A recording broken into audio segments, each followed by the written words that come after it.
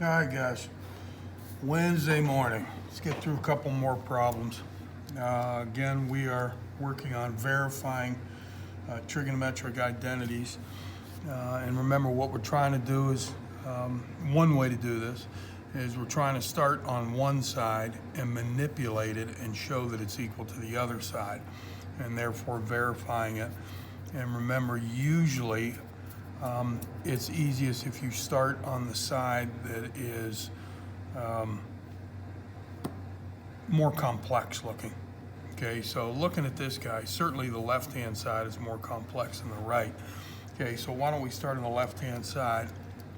And I am thinking with this guy, how about we rewrite everything on the left-hand side in terms of sine and cosine.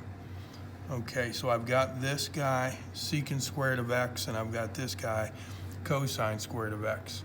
Okay, secant is the reciprocal of cosine, so that's the same as 1 over cosine squared of x. Cotangent is cosine over sine, so this is cosine squared of x over sine squared of x. And then don't forget the minus 1 there. Okay, so let's see. Clearly the cosine squared and the cosine squareds cancel each other off.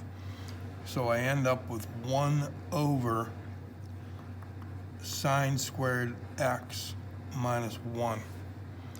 Okay, and 1 over sine squared x, that would be the reciprocal of sine, which is cosecant. So this would be the same as cosecant squared of x minus 1. Okay, and if we go to our Pythagorean identities, let's see, I have this guy, cotangent squared x plus 1 equals cosecant squared x, like that. Okay, and so we say, okay, I need cosecant squared x minus 1, so if we move this guy over, I get cotangent squared x equals cosecant squared x minus 1, so that means cosecant squared x minus 1 is equal to cotangent squared x, and we get cotangent squared x. And notice that is exactly what we're trying to show, okay, that the left-hand side is equal to cotangent squared of x. Okay, that one was easy enough. All right, let's take a look at this guy. Okay,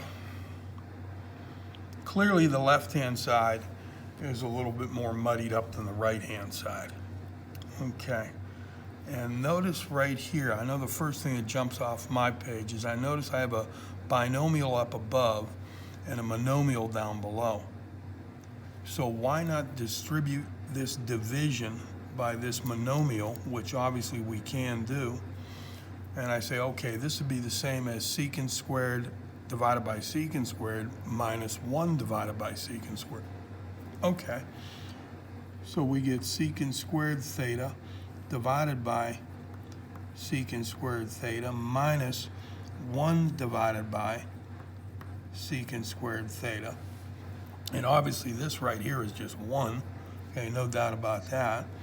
Okay, minus, let's see, this would be the reciprocal of secant, which is cosine.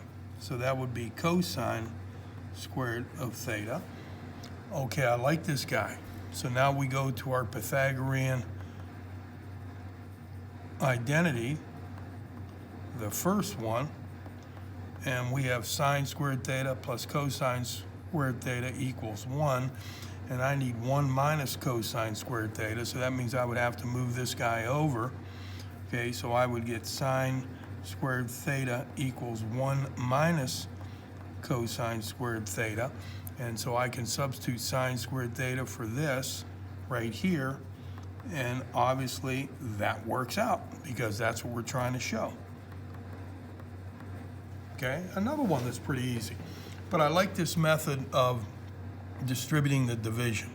Okay, I like that a lot. Okay, that helps out. I'm not saying this is the only way to do it, but certainly that is one way to do it. I like that a lot. Okay, All right, let's see.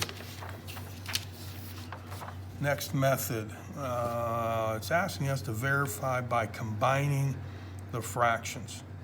Okay, so I'm assuming it means that on the right-hand side, I gotta find a way to, add these two together, which means that I'm going to need a common denominator.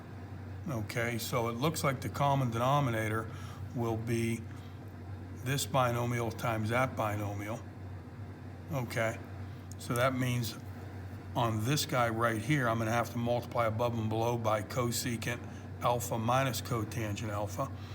Okay, so cosecant alpha minus cotangent alpha. And then this guy right here, I'm gonna have to multiply above and below by cosecant alpha plus cotangent alpha.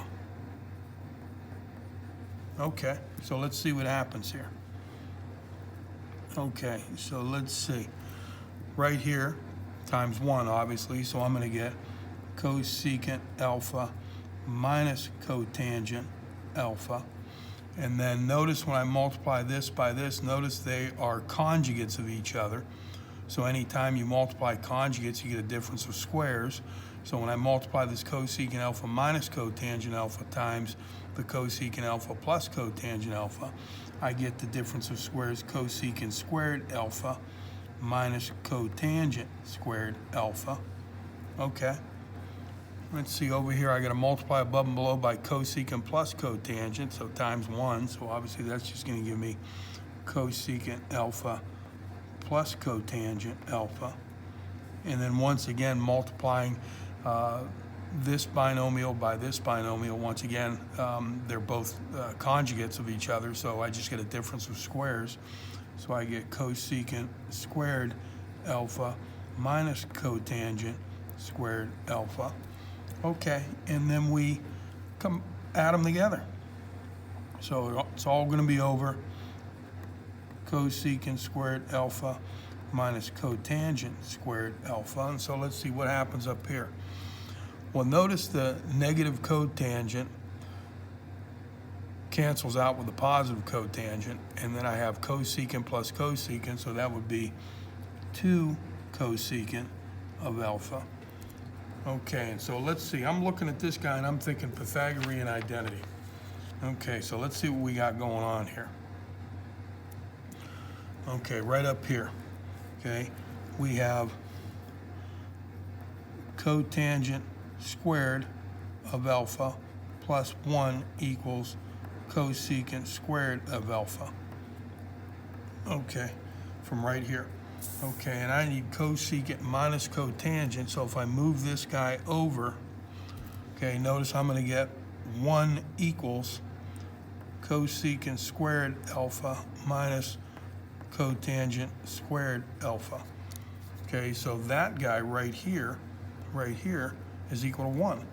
So I get 2 cosecant of alpha over 1, which obviously just gives me 2 cosecant of alpha, and that's exactly what I'm trying to show. Okay, so we're in good shape there. So just a different way of verifying, okay, just combining the two fractions and see, can I take that, add them together and simplify it down to get this guy on the left. Just a little bit different method for doing it. Okay, I kind of like that, like it a lot. All right, that'll wrap it up for today. I think we got a couple more problems we got to get through tomorrow. Okay, and I certainly will have the weekly quiz posted sometime today or tomorrow. You guys be safe, and I miss you a whole bunch.